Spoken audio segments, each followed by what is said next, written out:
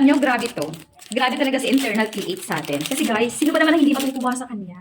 Oh, Beb, kung hindi mo pa kilala si internal PH, i-check mo dyan. Research mo internal PH, internal.ph. Grabe yung mga watches talaga nila. Maa-amaze ka lang din talaga. Ako talaga sobra akong nawindang dito. Ayun yung mga style ng mga watches nila. Ayan o. Dalawa yung pinadala sa atin. Ganyan yung mga style ng mga watches nila. Ayan, suot natin isa. Wait.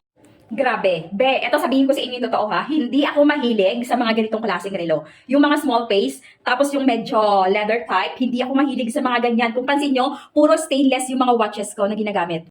Pero dito, kay internal PH, grabe, nawindang ako. Hindi ko sukat akalain na bagay din pala sa akin yung mga ganitong klaseng watches. O, di ba?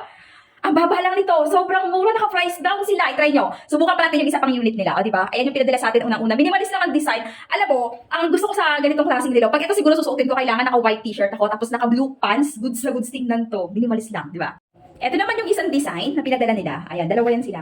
O, di ba? Ayan. Pero grabe guys ha, hindi ko talaga expected. Thank you sa Watch PH natin. Ayan, tinan mo. Tinan mo. Galing lang talaga, o, di ba? Bagay pala sa akin yung mga ganito. Ngayon ko lang napagtanto. Bagay pala sa akin. Thank you po.